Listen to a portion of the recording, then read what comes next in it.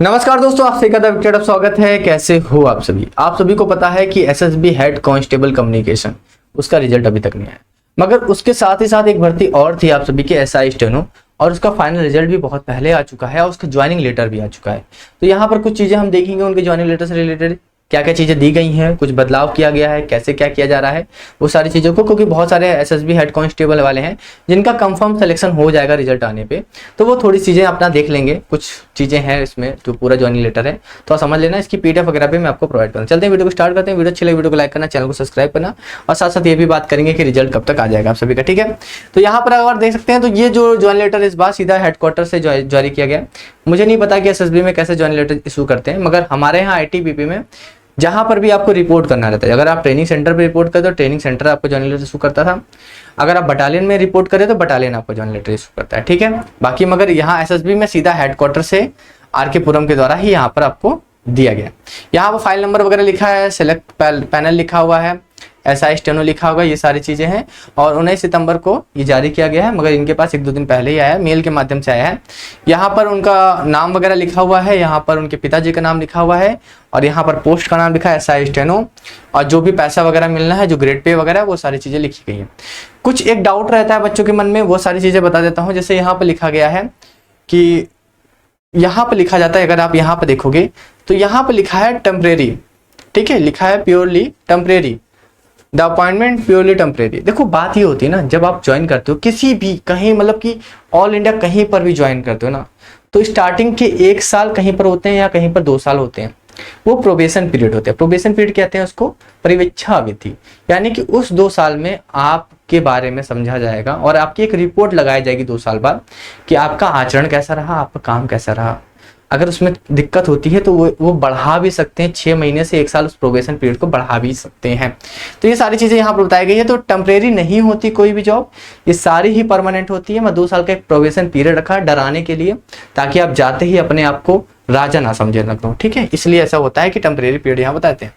यहाँ पर देखो, यहाँ प्रोबेशन पीरियड भी लिखा हुआ है, 2 साल का प्रोबेशन पीरियड यहाँ पर रहता है, और फोर्सेस में 2 साल का प्रोबेशन पीरियड रहता ही है, ठीक है। उसके बाद 2 साल के प्रोबेशन पीरियड के अंदर ये सारी चीज़ें आप सभी को करा देंगे। प्रोबेशन पीरियड के अंदर ही ट्रेनिंग वगैरह हो जाती है, ठीक है, वो सारी चीज़ें हैं। कुछ बता भी दिया गया है, यहाँ पर टेम्परेरी गवर्नमेंट सर्वेंट वगैरह लिखा हुआ है, तो टेम्परेरी से घबराना में सब परमानेंट ही है, ठीक है। वो ऐसे लिखा जाता है ताकि आप डरो, ताकि आप ये ना समझो कि अरे मेरा सिलेक्शन तो पक्का हो गया। उसके बाद इनको कुछ कोर्स वगैरह के बारे में बताया गया है, पीसी कंडेंस कोर्स है कुछ, इसके बारे में इन्होंने बताया गया, ये कोर्स वगैरह कराया जाएगा इनको सर्विस के दौरान, ठीक है। और उसके बाद ये सारी चीज़ें हैं, और सभी क्वालिफाई हो जाते हैं कोर्सेज वगैरह में, कौन फेल होता है फोर्स के, ठीक है। उसके बाद कुछ डॉक्यूमेंट वगैरह, वो डॉक्यूमेंट वगैरह देख लो। यहाँ पर बोला गया है ही और she should bring a certificate from the local administrative authority like first class magistrate, ठीक है, सब डिविजनल मजिस्ट्रेट और तहसीलदार से, या फिर any officer superior to them, यानी इनसे हो या फिर इनसे सुपीरियर हो, उनसे लाना है। क्या लाना है? स्टेट और सेंट्रल गवर्नमेंट रिगार्डिंग हिज और कैरेक्टर या एंटीसीडेंट सर्टिफिकेट, यानी कि आपका चरित्र प्रमाण पत्र है वो आपको इशू कराना पड़ेगा। चाहे तो आप फर्स्ट क्लास मजिस्ट्रेट से करा सकते हो, या फिर एसडीएम से करा सकते हो, सब डिविजनल मजिस्ट्रेट से, या फिर तहसीलदार से, या फिर डीएम से भी आप करा सकते हो, मगर कोई नहीं है, आप एसडीएम ऑफिस से करवा सकते हो, ठीक है। ये चीज़ है, तो वो सारा होगा। ज्वाइनिंग लेटर में उसका फॉर्मेट इनक्लोज रहता है, उस फॉर्मेट के साथ आपको कराना रहता है, बहुत सिंपल सा रहता है, वो हर फोर्सेज में लगता है, ठीक है। ये सारी चीज़ें हो गई, बाकी तो ठीक है। वो बाकी आपका SC/ST सर्टिफिकेट वगैरह वो चीज़ें हैं, वो सब रहेगा बिल्कुल बेहतरीन तरीके से, और कुछ नहीं है। यही आपका SC सर्टिफिकेट जो आपने दिया था वही रहेगा आपका, बाकी कुछ नया नहीं है। उसके बाद बोला गया है कि यहाँ बोला है she should bring verification roll from enclose obtain signature with seal on the identification certificate by the gazetted officer mention in the certificate number 4 of verification roll, यानी इसके साथ कुछ बोला गया है आइडेंटिफिकेशन, यानी कि बोलते हैं ना कि वहाँ पर जो एक वेरिफिकेशन के लिए होता है ना कि आपके आसपास के लोग जानते हैं, तो वो कुछ एक है, वो इसके साथ ही इनक्लोज है, वो भी आपको वेरीफाई करा के लाना पड़ेगा। गेस्टेड ऑफिसर, किसी भी गेस्टेड ऑफिसर से आप उसको करा सकते हो, ठीक है, लिखा गया है। उसके बाद और क्या क्या चीज़ें लिखी गई हैं, जो जो चीज़ें मेन है वो चीज़ें बता देता हूँ आप सभी को, और इतना कुछ खास रहा नहीं, यही सब चीज़ें लगती हैं। वेरिफिकेशन हो गया, ये लग गया, वो हो गया, तो आप करा सकते हो। बाकी यहाँ सर्टिफिकेट के बारे में बताया गया है, जो भी आपने डिग्री डिप्लोमा जो भी एजुकेशनल डॉक्यूमेंट है वो सारे लेके जाने आपको। हाई स्कूल मैट्रिकुलेशन, वो सारी चीज़ें जो आपका एजुकेशनल सर्टिफिकेट वो लेके जाना है आपको। उसके बाद रेवेन्यू सर्टिफिकेट भी बोला, डोमिसाइल सर्टिफिकेट भी मांगा गया तहसीलदार तक के रैंक का, ST/SC OBC सर्टिफिकेट, ये सारी चीज़ें हैं। और ठीक है कंपेटेंट अथॉरिटी वगैरह, ठीक है। और उसके अलावा जो भी ईडब्ल्यू सर्टिफिकेट वो रहने वाला है। और डिस्चार्ज सर्टिफिकेट, डिस्चार्ज कहीं से लिया हो तो passport size photo 10 passport size 10 से ज़्यादा ही लेके जाना, 20-50 लेके जाना, काफ़ी लग जाते हैं वहाँ पर, ठीक है।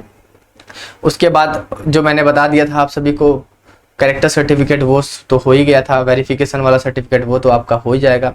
कुछ अंडरटेकिंग आपको वहाँ पर देनी पड़ेगी, वो आप सभी दे देना, कोई समस्या नहीं है, बाकी कुछ नहीं है, ठीक है। तो बाकी इनको यहाँ पर रिपोर्ट करना है। देखिए ये ज्वाइनिंग लेटर था। और बात रही आपके रिजल्ट की, देखो रिजल्ट में देखो हमने भी बहुत कोशिश की, मैं भी बहुत कोशिश कर रहा हूँ कहीं से कुछ इन्फॉर्मेशन मिल पाए, मगर अभी तक कुछ ऐसा ठोस नहीं मिल पाया है जिसकी वजह से हम ये कह सकें कि आपका रिजल्ट इस दिन आ जाएगा, ठीक है। एग्जैक्ट डेट नहीं पता चल पा रही है, कुछ भी ऐसा नहीं कि हाँ कंफर्म डेट। अभी तक कोर्ट केस वाली बात चल रही थी कि कोर्ट केस कंप्लीट हो जाए, उनका हो जाए ये वो, तो काफ़ी लोग बता रहे हैं उनका मेडिकल वगैरह भी हो गया, बहुत सारी चीज़ें हो रही हैं।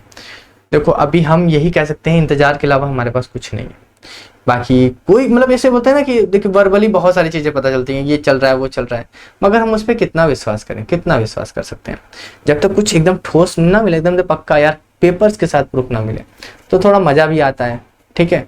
बाकी आप इंतजार करो, धीरे धीरे सारी चीज़ें आपको क्लियर हो जाएंगी। जॉइन लेटर आपने देख ही लिया, कोई नहीं, इंतजार का फल मीठा होता है, थोड़ा और कर लेते हैं, ठीक है। चलिए फिर अभी के लिए चलता मिलते हैं नेक्स्ट वीडियो में। हाँ साथ साथ ये भी कहना चाहूँगा, जो कम्युनिकेशन वाले बच्चे हैं, ITBP में एक भर्ती आपके आने वाली है, जहाँ पर SI कम्युनिकेशन की, मतलब SI टेलीकम्युनिकेशन की, और हेड कांस्टेबल टेलीकम्युनिकेशन की, कांस्टेबल टेलीकम्युनिकेशन की, शायद अक्टूबर में आप सभी के रिलीज हो जाए।